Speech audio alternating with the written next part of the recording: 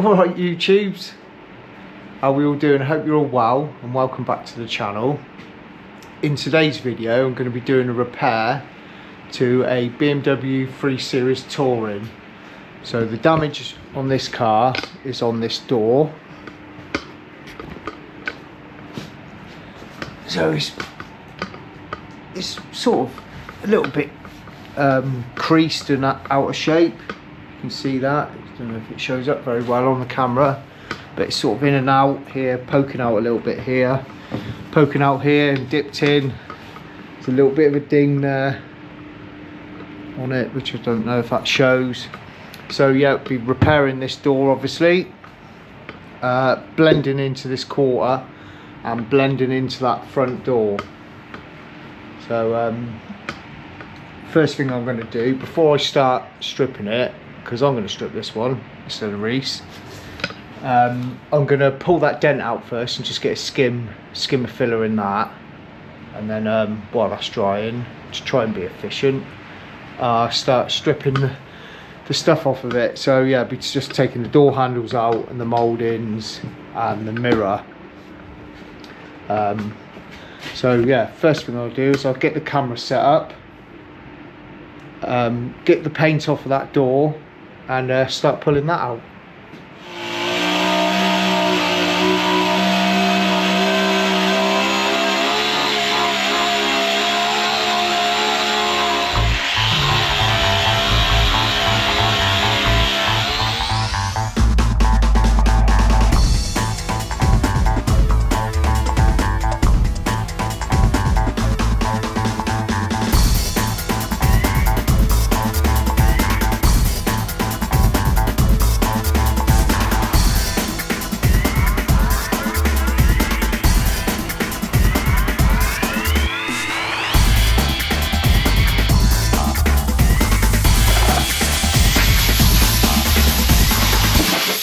So I've got this ground off, so just a couple of little tips really. People probably know this anyway. When using the, a spot puller, I find it helps to make sure the galvanised has come off of the metal. You can see that.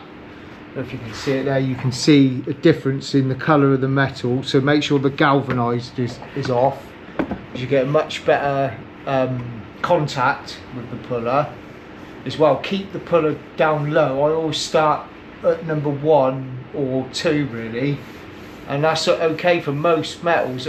Obviously the make of the car and the quality of the metal sort of makes a difference on that puller. If you have it too high, it's just going to weld too hard to it, and it's going to burn holes, or it's going to pull holes as well. So that's a couple of little tips there. Make sure the galvanised off. Ideally you want to take this off with like a plastic bristle wheel really, but some areas are quite large, you've got to take the metal off. Some areas are quite large, you've got to take the paint off.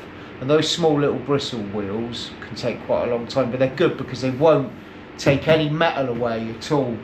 If you use like a grinding disc, you're going to start taking metal off the surface, which is then going to affect the way it pulls, and and the contact with the spot puller as well. I mean, these are sort of borderline. These are like a stripper wheel. They're plastic coated and they're fairly cheap, but these are sort of, I think this is like a medium one, but even these could be a little bit too coarse, but they're okay. They're not really affecting the metal too much. So you don't really want to affect the metal, you just want the paint off and the galvanised off. And try and just keep the spotter low, start low, and if it's not binding properly, or it's not giving you enough purchase when it's on there, then just go up to the next level. But I normally find number 1 or number 2 is enough on this one anyway. On the GYS it is. The sort of settings are they're not so much how hard you've got to pull it. So you know, the bigger the dent or the more you have to pull, the higher the setting. It's more about the gauge of metal, really. And obviously German stuff's a little bit thicker and a little bit better quality than some other cars. I find, you know, the French stuff, Renaults and Citroens and Peugeots, yeah, you can easily burn through with one of these, because they are quite powerful. It's sort of less is more in a way.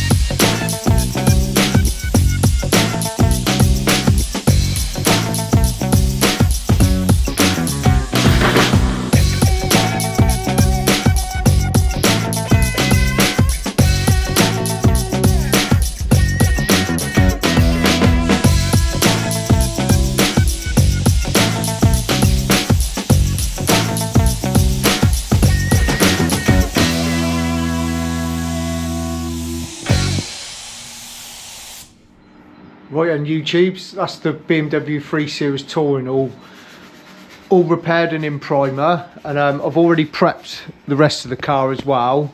I didn't do any footage of that, so I was in a little bit of a rush. So I'll just give you a little talk through of what I've done. So obviously, yeah, the door's all repaired and in primer, in Mipa 4+1 high build 2K primer. And then the blend panels, there's a little bit of marking on the edge of this door that I sanded out with 500. And then the rest of it has been machine sanded with a soft pad on with an 800 DA pad. And then all the edges on the, you know, where I can't get in with the DA, have been done with a 1000 grit soft pad by hand. And then the rest of it, all the edges have been done with grey scotch and water and a bit of scotching paste. So that's all done now. That's all prepared. So now I'm just going to prepare this primer. So I'll just give you a little talk through. Pinholes can always be an issue with filler. You try your best to reduce pinholes in filler work. Some fillers pinhole more than others. Quite often it is down to the mixing and the application. But you sometimes have to over apply it because you know, especially if you've got a bit of a complicated shape or complicated dent, you sort of try and get it in as best you can and feather your edges out.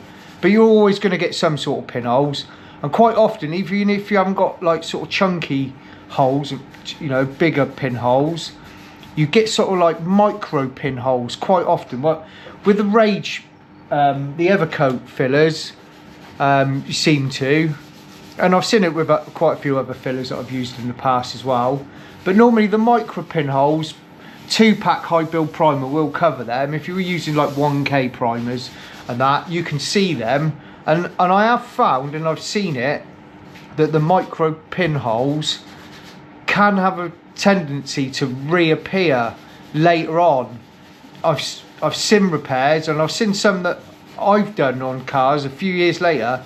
They do flat and polish out. You can see it in the Clearcoat with just tiny little blisters appearing. So I think that is the trapped air in the micro pinholes that the 2-pack primer will fill in and will cover.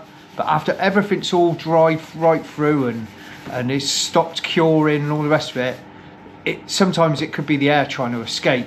So one thing I do now, and I do it sometimes, but I'm doing it more regular now, well, pretty much on every job, is I use pore filler over it. So it's just like a liquid filler that you would use on, you can use it on plastic spoilers that may have pinholes on edges. So I'll show you what it is. So at the moment I'm using this one, which is a Mipa one, P44, and you can buy like sponge applicators for it. But you literally put it on a bit of tissue or on a rag, like a microfiber cloth, and you squeeze some of it out, and you just smear it all over the filler.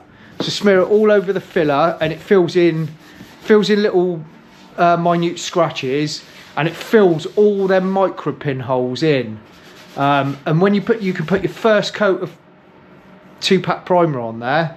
And when you put that first coat on, you don't see any of them, because quite often I've seen, you know, when I put the first coat on there, because I put the first coat on sort of 50%, don't bang a wet coat on straight away. You can see these little micro pinholes quite often on filler, whether it's the Rage Gold that I use or the Rage Ultra. I can see these little micro pinholes, so it does really help. It's worth doing.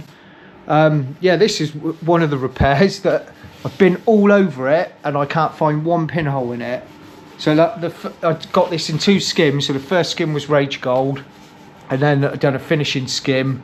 I pretty much got the repair, and then I've done a finishing skim with the Rage Ultra. But Rage do a pinhole eliminator. It's quite expensive, but it does go quite far, and it does work really well. And another thing that the pinhole, like the pore filler or the pinhole eliminator liquid, does is really good for plastic. So if you've got loads of standard plastic, even if you finished it quite fine, like 240, 320 grit for primer, it goes all furry. You know, the primer does cover it and it does sand out, but it can go all furry and a bit scratchy. You can smear that that pore filler over plastic as well, and it takes all that sort of harshness off the plastic, makes it a bit smoother.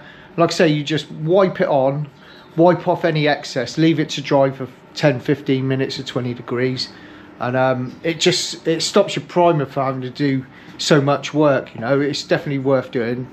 So yeah, probably waffling on a little bit now about it, but I thought I'd talk to you about that pore filler. It's really handy stuff to have, and it does, especially if you're using like not so much of a high build primer, like a 1K, or you might be doing some little smart repairs where you might be using 1K aerosols, and you're finishing off your little bits of filler fine. Just smear a little bit of that pore filler over it, and the 1K primer goes over it, no problem. You don't get any of that little micro pinholes in any of it.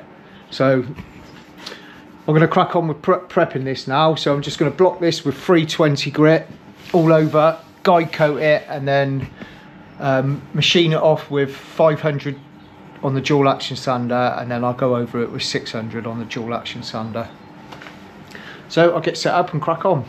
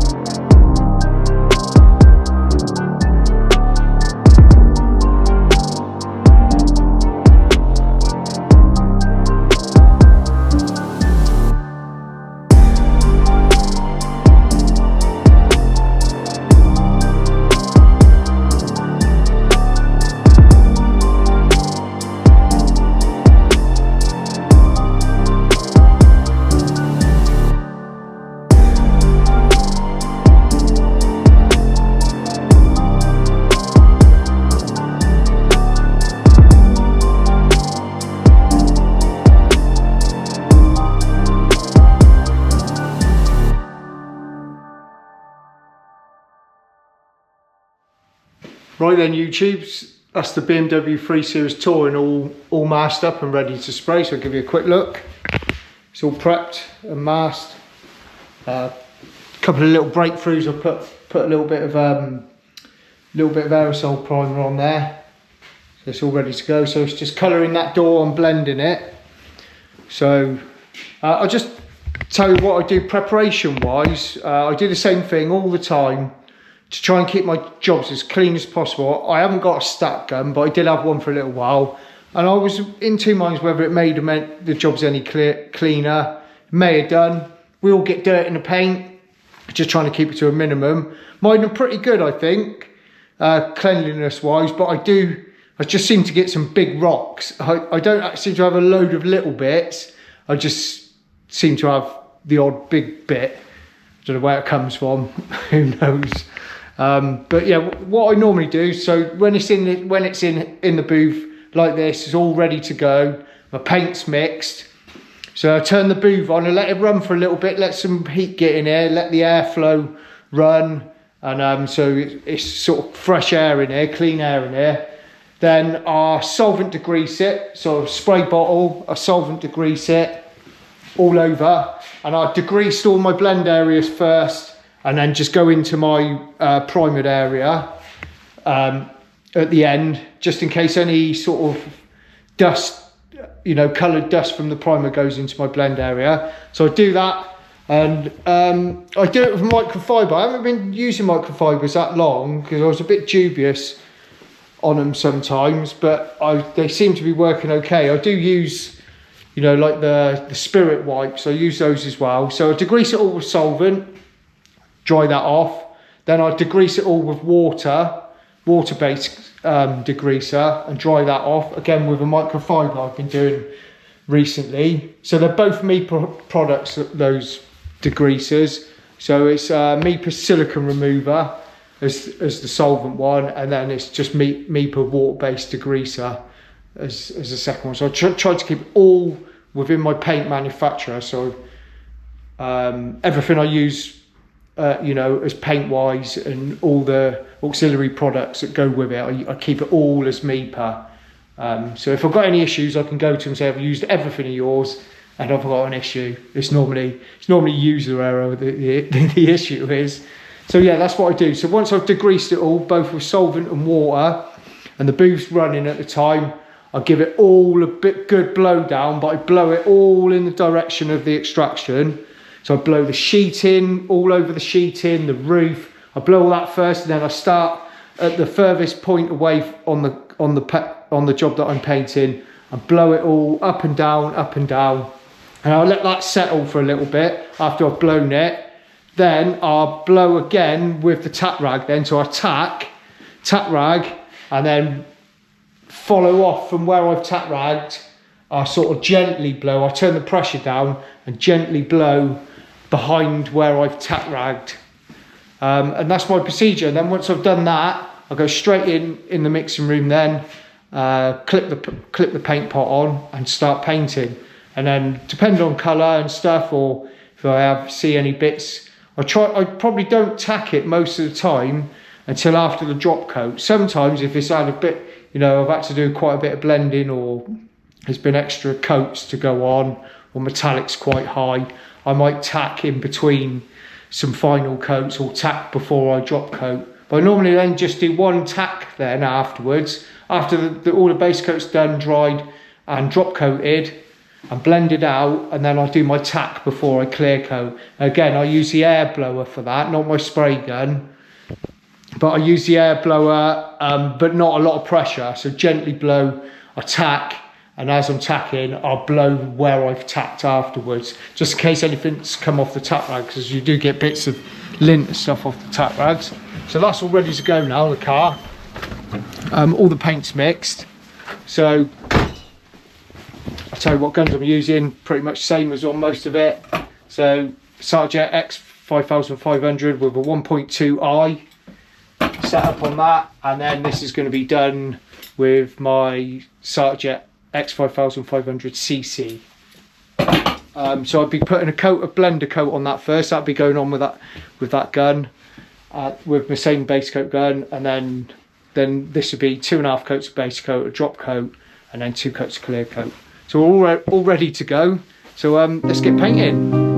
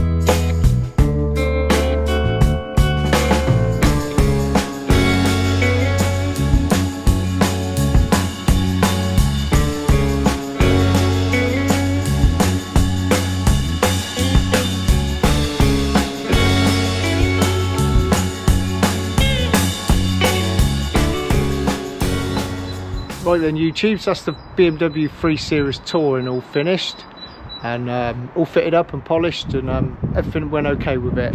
I've even given this one a little bit of a wash, which is a first on the channel. I don't normally wash the cars, but we just give it a little wash on the outside. So I'll give you a quick look at it.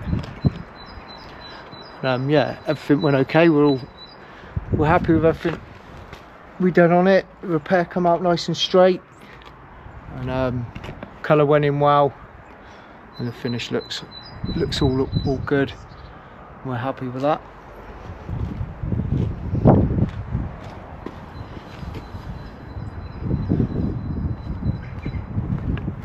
So yeah, everything worked out how it should do, and no real issues.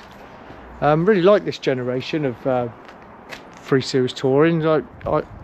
I like BMWs, and I love estate cars. They're my favourite type of car, to be honest with you, and these are really nice, these. Yeah, really nice car. So it was a pleasure to work on, and yeah, everything went alright with it. So yeah, please like, share and subscribe and all that good stuff, and we'll see you again in the next one. Cheers.